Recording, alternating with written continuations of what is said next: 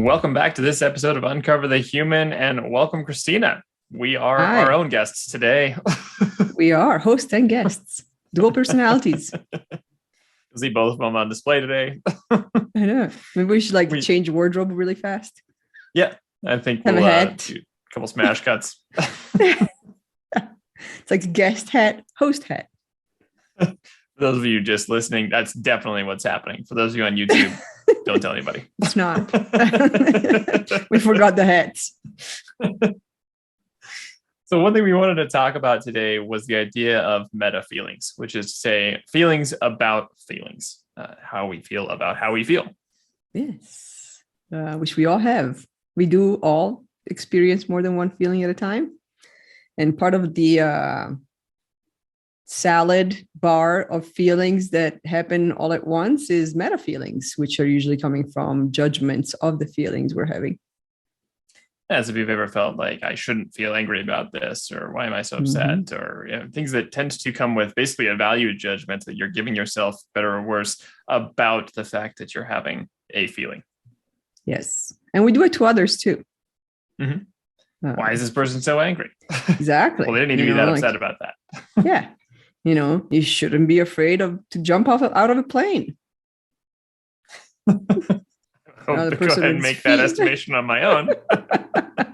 So now the person feels fear, and now they're feeling judged for the fear. So they're most likely feeling the anger. We're judging them. So there's a whole just complete buffet of feelings going on all at once. You don't feel occasionally like your head is in spin cycle. Maybe you're not quite paying attention to the emotions, because it definitely sometimes feels like that to me. I feel like I've had that conversation with you. There's just definitely a jumble. Yes, definitely is. I like the Brene Brown's 2-word check-ins because it gives validation and permission. It's one of those psychological safety pieces to, I guess, acknowledge and normalize that nobody's expecting anyone to feel one thing at once. And it is possible to be excited and nervous.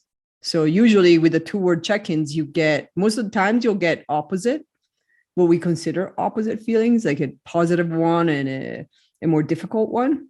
And I think I like the normalizing of that.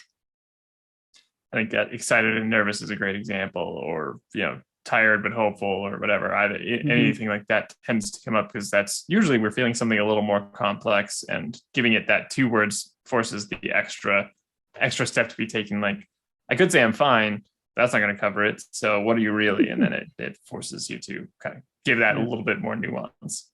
Yeah. Yeah. And the safe space to actually say those out loud and then be validated and acknowledged and respected for that. It almost takes the fuel away from the meta feeling, because now we don't have room to judge. There's no reason to judge our own feelings because we just share them, and people have supported us on them. And as Brene Brown, I believe, also was one of the people who said this, if not coined it, the idea that shame can't stand empathy. If you can create the empathy, shame really has no air to breathe, nowhere left to live. You shine a light on that, there's no more shadow to cover it. And shame, I think, is one of the things that comes up when we have meta feelings. We're having shame about having anger, having shame about feeling afraid. If we're giving a presentation, or we're going to go do a job interview or something, and we're nervous about it, we might have done 20,000 job interviews before. We might think this is a good fit or not, but it doesn't mean there aren't nerves, which is, again, why that kind of 2-word check-in helps, because there's feelings, but there's also feelings on top of it. And you don't have to just limit yourself to, I should feel this way. You get a promotion that you feel like in your stomach, you're like, I'm not sure that's what I want. It's okay to, even if everybody else is like, that's so great, this is, exactly what you should want, essentially, doesn't mean that that's what you're going to feel. And that dissonance is a huge place that meta feelings tend to live. Yeah. And the disconnect. So when the meta feeling is so powerful, which usually something like shame probably wins the Olympic gold of meta feelings for both showing up more than any other one and the power it has. It's one of those, like, every Olympic event has the shame. It's like it's never going to go away. Maybe the outfit changes, head changes, but shame is always going to be there. But it's the now I lost my train of thought. I was thinking about shame ice skating on an ice rink every 4 years. I was also thinking about shame doping and really making it to be the most powerful of it. So clearly is not in my head right now. I would stop talking. These are expressed meta feelings. So you don't have judgments about these feelings. You're just expressing them out loud. It's a case study. I think my key point was the disconnect, that some of the meta feelings can be so powerful that then we forget what the actual feeling is, because now we've switched our focus. And as we have talked about in the past, the mind can't focus on two things at the same time, which means, if I'm afraid of something, I kind of forgotten the fear because I am more focused on the shame of being afraid, which doesn't really help me from running away from the saber-toothed tiger, because that fear is actually needed, like, way more than the shame at that moment. Yeah.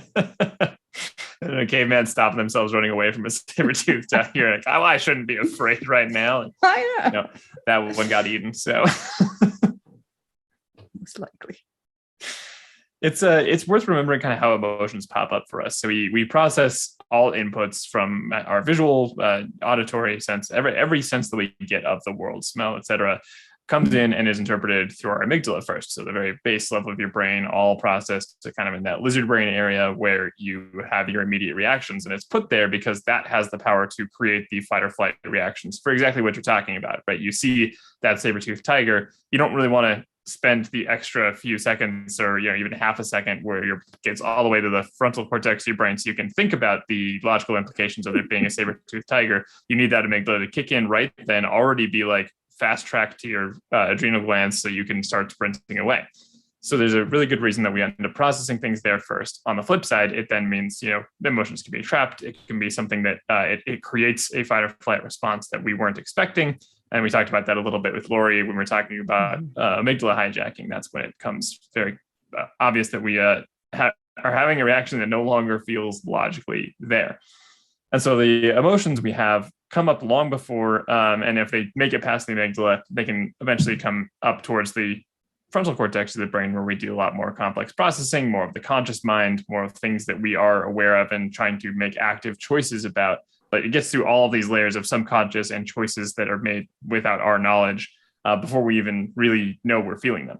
And so it's worth remembering that when we have meta feelings that about feelings about feelings, those already started before both the meta feeling and the feeling that we're having it originally, both started way before we have conscious knowledge of this.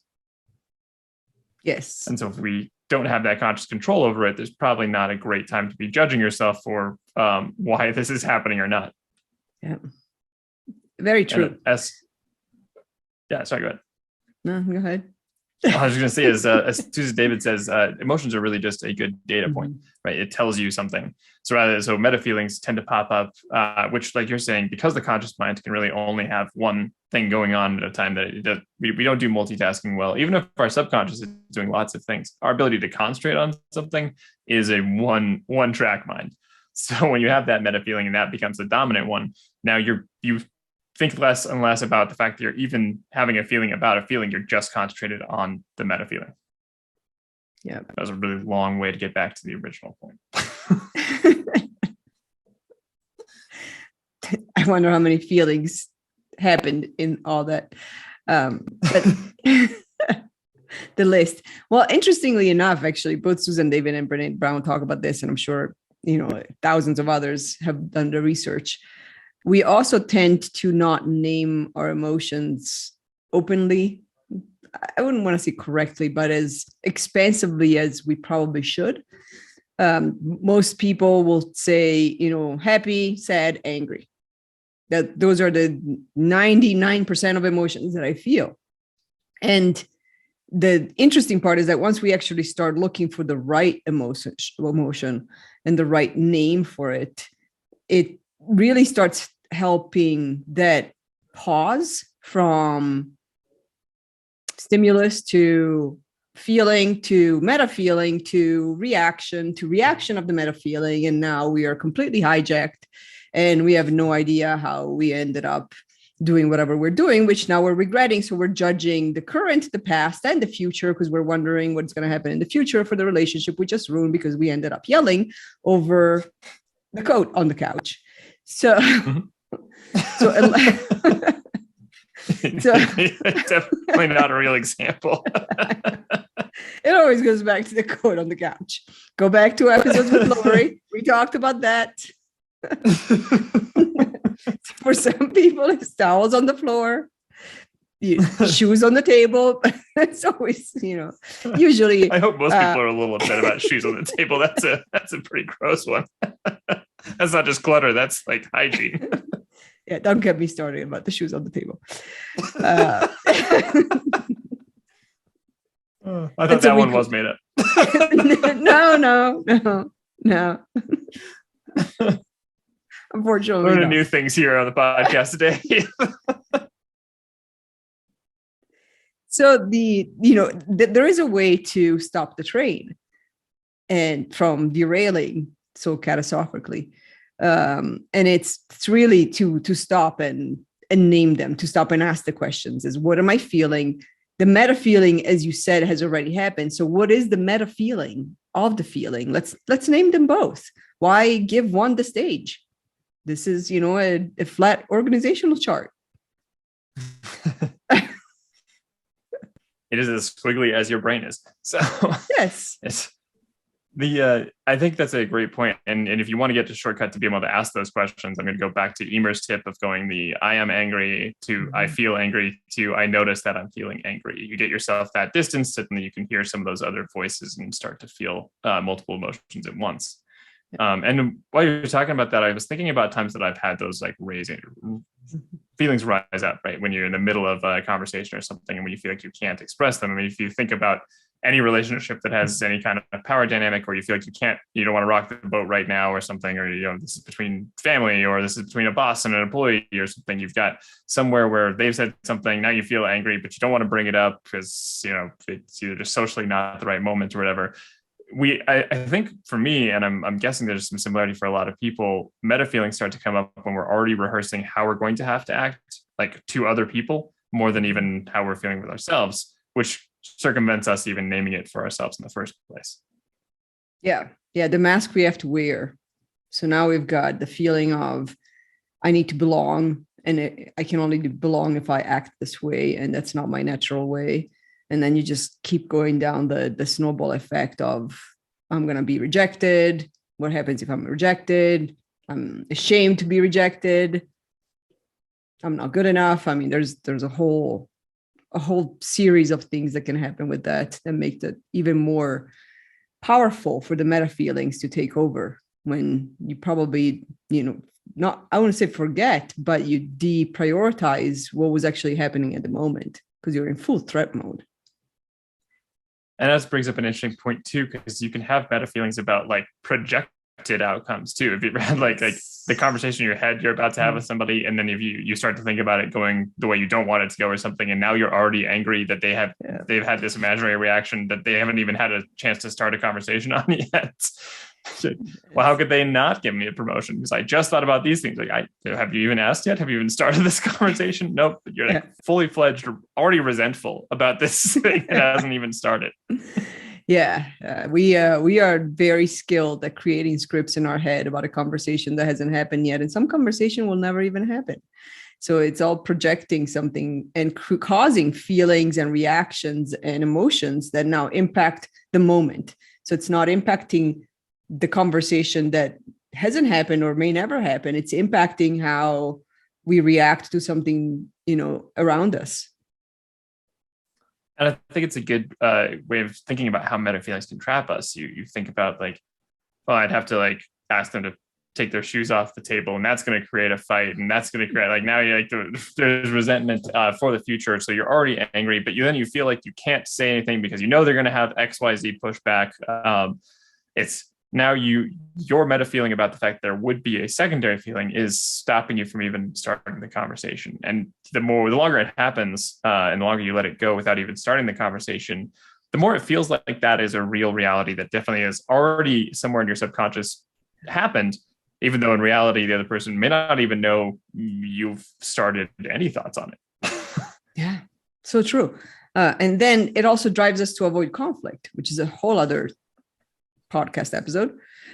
Is that tendency to avoid conflict, because we have created the entire movie script of what's going to happen when we actually bring up the difficult feeling, the difficult action, whatever happened that we want to avoid talking about. It's not, if we actually addressed what's going on, it ends there. That's all we can control. All we can control is this happened, this is how I felt, or I'm worried about this happening, this is how I feel. That's it. That's our span of control. And yet we create these movie scripts that go into, well, this is how they're going to react, and that's what they're going to say, and therefore this is what I'm going to say, and therefore I'm going to get angry, and then I'm going to be ashamed of being angry, and then they're going to fire me or exclude me or never talk to me again, and then they'll talk badly about me to all my friends, and next thing I know, I will be deported. So I'm not going to bring up the shoes on the table. And then you can go through that process, like in your mind the first time. You kind of go through like the 9-step processes between I have a mild piece of feedback to push back on, and I get deported. Right? You walk the ladder maybe the first time, but then your brain starts to make these mental shortcuts, so heuristics about if I enter this type of conversation, I know the end, so I don't have to think about all the steps in between. And now later conversations, just something else happens. You don't even think about the 9 steps. You're already like, well, this means I get deported. You can immediately connect something brand new to being deported. And these are where it starts to be really harmful to both yourself and your relationships, because now you've written scripts and your mind is shortcutting in pages when you have a new script being generated. Yes. And we are very sensitive to people that do get deported unfairly. So this is not a joke about that. It's just showing what fear does in our brain and how far we can go. Quickly. It would definitely go to, if that's the fear, that's the fear. It might be deported for other people. It might be, losing a job. For people, it might be, just losing contact with somebody or having to move or anything. Any of these are whatever our brain is fearing. It's looking for ways to avoid, but also then has to try and create paths from where we are to that happening so it can avoid it. Yeah, indeed. It's really interesting how fast we go there. And I've been in a couple of situations lately, actually, where conversations have happened in, I wouldn't say high stress, medium level stress things. And the other person has actually shared like, well, you said this and this and this. And I'm like, I actually have never said that. Not only have I not said that in that conversation, but I would never say it. Those are not sentences or judgments or questions or expectations I would have. And so that's when I'm like, wait, what script are you functioning on from our conversation that is completely different from what I actually said? Yeah. And that's when you are at the receiving end of somebody else's script. Oh, yes. Sorry, hold on, what? Yeah. Well, you're going to act really angrily about this. Like, it wasn't given the chance. And Pete, no, maybe not. I don't know. Now, I guess, and then it creates this extra layer of defensiveness. You're like, how could you assume that? And now you've got feelings about having been. It can very quickly kind of spin out of control. Yes, very quickly, because that's it. Now you're reacting to being accused of saying something that's not even, something you were saying, considering, thinking, or most likely would think or consider to do or say. And so now it's an attack. And instead of understanding what's actually going on behind whatever script you were just thrown into that wasn't exactly your own words, you're focused on defending yourself. Mm-hmm. Anytime we are defending, we're not really taking in new information. We're back on that one point and making sure that is, put to bed, or that's just the point of focus now from here on. And it becomes another challenge on top of that to be like, we have to be able to step out of this and address whatever the original topic of conversation was. And you can see how this happens in personal relationships as well as in the workplace. You've got any level of conversation where there can be disagreements, and disagreement will happen. It can quickly fall apart if it's not kind of carefully supported, empathized, make sure you like are addressing if somebody suddenly seems like they're coming out strongly, or if you feel it coming up in yourself, these strategies of being able to name it as well as being able to try and empathize with it, or find ways to say like, oh, it seems like you have a big reaction to that. Is there something I'm missing here? What are we, what should we address? Yeah. Yes. Yeah. What's actually going on? And I've done this recently with my son, because it was last weekend. He came inside, he was upset, and started really getting very upset about the water filter in the fridge. And so, and whatever he was trying to do with getting water from the fridge. And so I fixed whatever was going on. And then I sat him down. I'm like, okay, it's clearly not about the water filter in the fridge. So what's actually going on that's making you so frustrated, angry, hurt, whatever the right emotion is? It's not about the fridge. So let's address what's going on. And then he shared like, oh, like this happened with the friends and they're not letting me play, and my ankle hurts, and they're purposely, doing a running game instead of doing something where I can participate. And so we ended up unpacking that. But even just, stopping his train from derailing helped, I hope, to realize like, hey, sometimes we end up reacting or being angry to something that has nothing to do with what's actually causing the emotion. That's a really good signal of times when you are having that something meta feeling rise up. Like, why did I hit the fridge when the water filter didn't work? Why did I, why am I this upset about like the fact that I misplaced my keys or something, or something seemingly innocuous kind of knocks us over? It's a good sign that something is unprocessed there. Yeah. Yeah. So that's a meta feeling, because you're asking yourself, why am I upset about the keys? But it's a meta feeling that can help you in the sense of like, oh, okay, instead of going into judgment or shame that I'm upset about the keys or doubling down on the anger, let's figure out like what's actually going on. Because keys, I mean, yes, sometimes possibly, but maybe it's because you're now going to run late for a client meeting because you're looking for the keys, and you didn't sleep last night, and you forgot to eat breakfast because the kids needed lunch prepared. And so you had to choose between one or the other. Who knows? But the keys most likely did not cause the end of the world that you're angry about.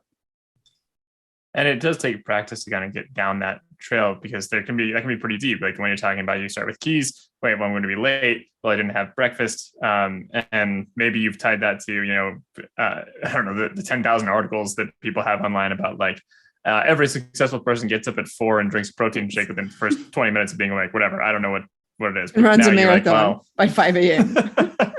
Yeah, everybody I know definitely runs a marathon before 5 a.m.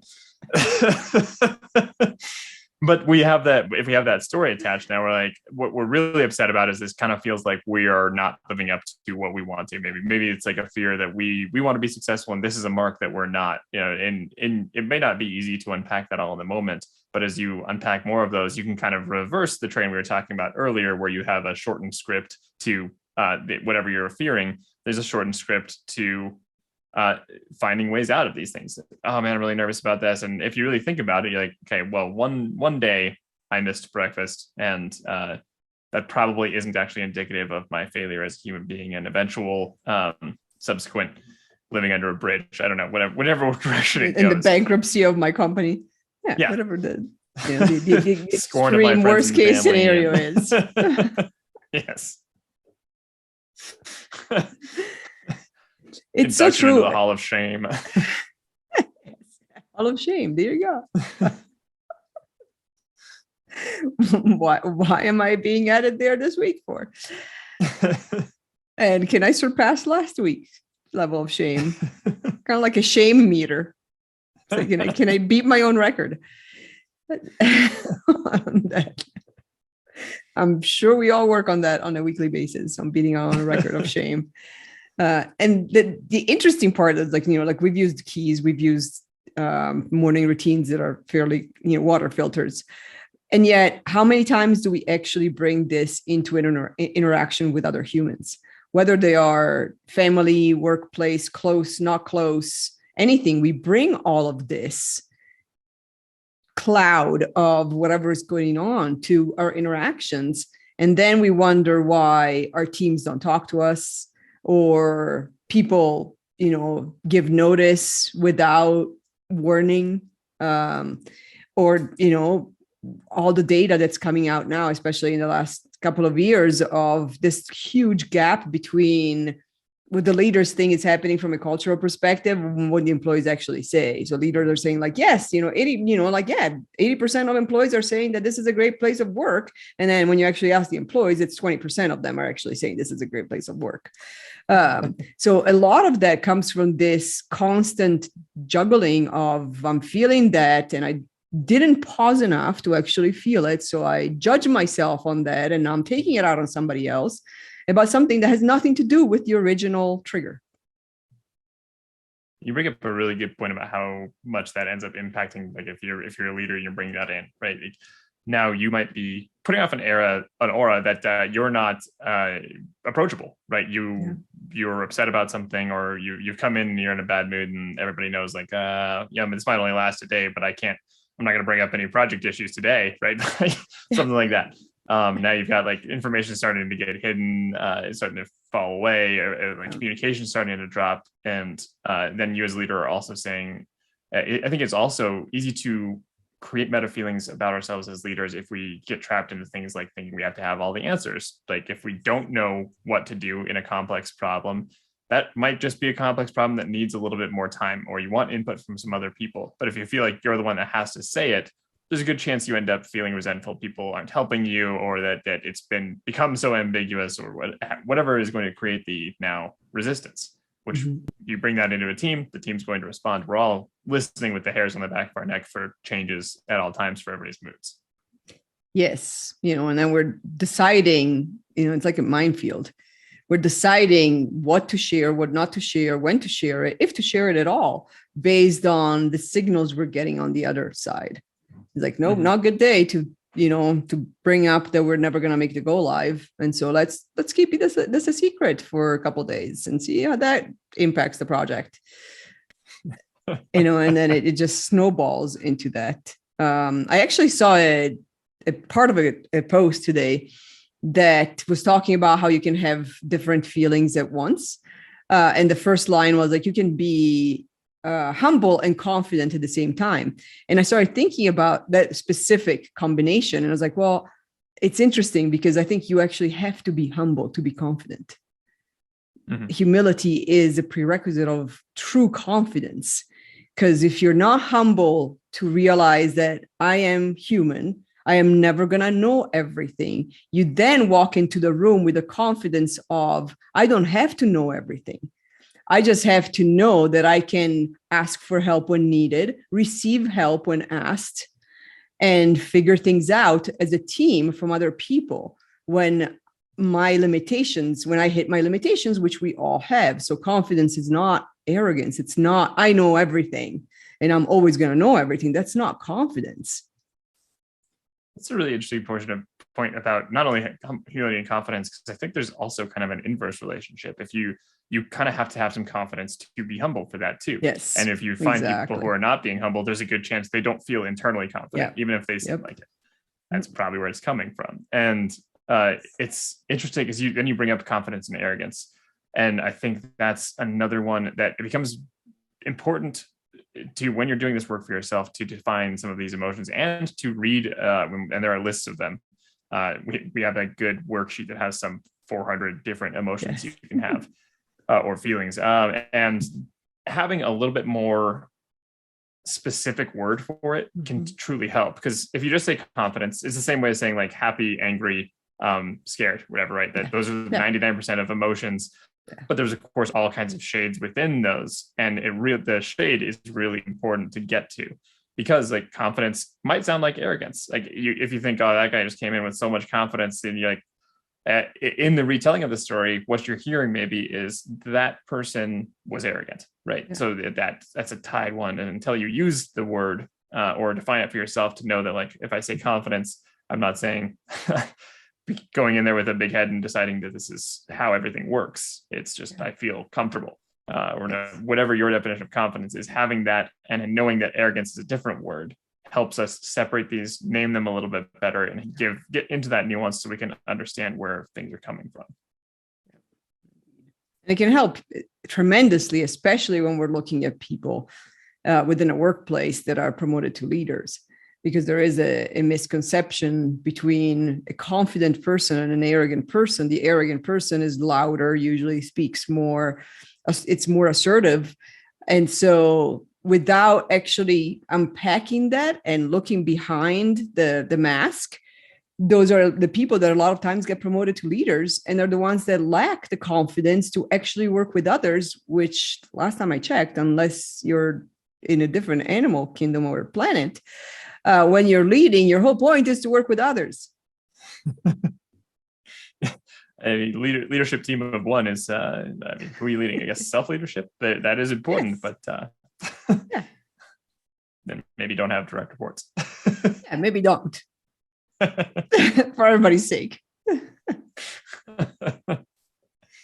So as a leader, this is a doubly important, right? So not only should you have to be aware of this for yourself, it goes back to kind of what you were saying earlier of ending up at the other end of somebody's script. This person is having a reaction I didn't expect, or like, oh, wow, they're saying that I said, or I'm portraying something that I don't think I've done.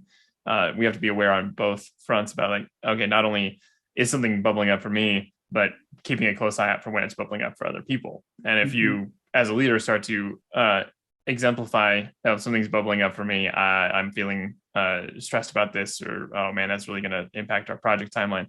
It's okay to have like, frustration and anger. If you take it out on your team, that will not pay dividends, but you're not going to win by suppressing frustration. You just have to choose how you're going to react to being frustrated. Yeah. There's no such thing, as Susan David says all the time. You can't ignore emotions. They're not going to go away if you ignore them. They're not going to go away if you push them down. They're actually going to grow exponentially. Mm-hmm. There's a book, it's called like, Why Don't Zebras Have Nightmares? Why Don't Zebras Have Trauma, or something like that? But it's talking about how the emotional cycle gets completed in the animal kingdoms. If you think about like zebras and gazelles who are just out on the safari looking calm all day, and then suddenly a lion pops along, they have to sprint away. As anyone who has had a near-death experience can attest, it's something that really sticks with you, right? And as humans, we tend to hold on to that, and it becomes kind of a piece of trauma, and we might use it or think about it in a different way. I've heard examples of like people who are in the same car accident, but one has trauma for many years, the other one doesn't, right? We all have a different reaction, but either way, we have a reaction. And back to the zebra point, which is where I started on this. The animals tend to, like, they run away, they get to safety, and then I've been observed a lot of times where the animals will go into kind of like a what almost looks like a seizure, a little kind of convulsion, shake everything out, because they're completing the stress cycle. So the emotion has started, it's not going to go away. It will finish one way or another. And if we suppress it, it's going to finish a lot more spectacularly than maybe it would have if we just let it go through. Yes. Fireworks moment. Which is to say, there are times when you have to like hold something back and wait, but it's worth remembering that you held something back so you can go back and try to address that in fairly short order for exactly what you're saying. It doesn't become something bigger. Well, and that's a great point, because the way for us to release it is also physical. We're still animals, whether we like it or not. And so what the animal's body does automatically, which we have learned to repress, as many other things we're blown to suppress, is the physical let it out. So some of the suggestions that work is like, go for a walk. You're feeling this emotion bubbling up. Maybe you can't go for a walk right now in the middle of a meeting, even though I've done that. And maybe you should, maybe if you're feeling that strong emotion, you should.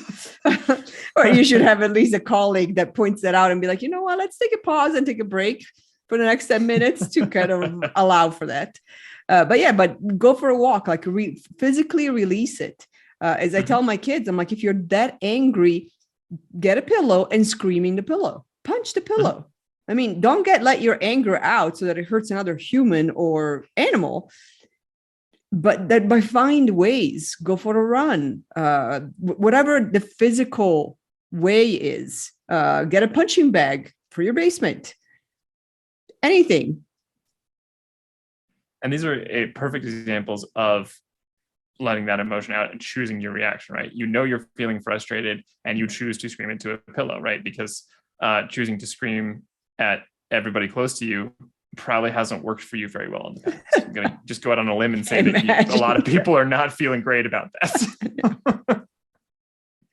Yeah, try to avoid that, but find something else. Get a stuffed animal. Get in your car, turn on the volume as high as you can and then scream. I mean, we see it in movies and TV shows all the time where people find that moment of frustration and will go, in the New York subway and wait for a train to go by when it's the loudest moment ever, and then scream as loud as possible when the train is going by. Find a way to release it. It has to come out. That is a perfect example of both releasing it and 100% a New Yorker way of dealing with emotion. Yes. Because everybody, after you tell people you live in New York, they're like, "Oh, it's just so crowded there. You can't. I could never do it." And you're like, no, you just kind of get used to things being around, and you take advantage of things like this really loud squealing train that will deafen everybody in the vicinity for the next 10 seconds. Is now my time to scream because I can't do it in my apartment because somebody's one thin wall away. Yes. Somebody will call the police. Or you go swimming. How many? I've screamed underwater. That's another thing you could do. You scream underwater. It releases all the energy. So the energy is moving. We're made of energy. Let the energy out somehow. Again, not other humans.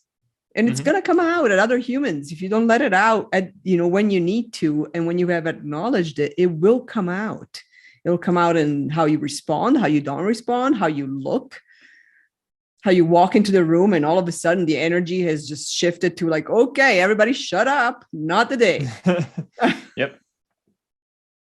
And I like the whole idea of the physical reactions too. And that's a great way if you're having trouble identifying emotions, which is very common because a lot of people have repressed things for a long time or just aren't used to, identifying these things, is documenting for yourself, either you're literally writing it down or just continually paying attention to where you felt an emotion, right? So then you start to be able to recognize it again. And now you have a chance of being like, I'm feeling very, you now recognize like I feel nervous in my stomach, but you're feeling angry in your head. And you're like, but that started with that nervous feeling. Now you probably have some meta feeling about having been nervous. Yes. Yeah. That's a great point, is your body will have both physical reactions. And it's about like, which one was first? I'm nauseous and I feel a knot in my throat. Nauseous, value just got challenged and I'm really in the wrong position. And not in my throat is I feel ashamed that I am in this position. I feel ashamed that I'm not speaking up. I'm feeling ashamed of whatever. But the knot in the throat could be a shame trigger of what I'm feeling. Yeah. And then you get a choice to not let the doped up shame Olympian win the gold this time. No. Maybe let, I don't know, joy win the gold. Peace, content. The other really powerful portion of it is when you start to realize there would be then more choice. Like if I realize I'm having a feeling about a feeling, I don't need to feel angry about feeling worried, then you can go back to feeling worried. You're making a choice there. And once you're addressing that worry, now you have the choice to start to see what logically started that and what's the likely outcome. Now you're assessing this on a totally different level. People like to think that we're very much logical, but you can't get there until you've sometimes gone around these emotions. And if you're already having emotions about emotions, you might have a couple layers to get to start having that logical processing. Best tip we can have for that is start writing it down. Actually start journaling. And then like, this is what happened. What was the trigger? This is what happened. This is what I felt. This is the name of the emotion. This is the emotion of the emotion. And start looking for patterns. Yes. I've heard so many people like I find a lot of help in journaling. So I started telling people like, I really like journaling. I would recommend trying it. And a lot of the pushback I get are things like, well, I know what happened to me. Why would I write down the things that happened to me? I'm like, first of all, not necessarily what I'm saying. You should journal. And secondly, do you know what happened to you, or do you know the story you've told yourself 48 times since that happened? Yes. That you're still holding on to because you haven't gone through the actual externalization of it. Mm-hmm. I recently had an experience that like you were talking about, where somebody came at me pretty strong for a bunch of things that I was like, never said that one. That was, okay, all right. And it came flying, and both Rachel and I were kind of reacting to this. We were like staring, like, wow, okay, neither of us have said any of the things that we're now being like accused of. We're like, oh, okay, all right, okay. But again, if you think about it, that person in journaling would have said like, well, this is exactly what happened. It's not really what happened. That's the story you've now told yourself about what happened. And that becomes a fine line between you both frustrating somebody else and gaslighting them. They've said something they haven't. That's the best part. I keep seeing all sorts of definitions of gaslighting and manipulations, and I'm like, this is happening a lot in daily life, isn't it? But it's amazing. And that's the thing, like in the journaling, yes, like it's good to talk about and to journal about the trigger, but the point of the journaling is about the feelings, not what actually happened. It's like, this is not a news story. We're not trying to write a documentary. We're just saying, how did we feel and why did we feel that way?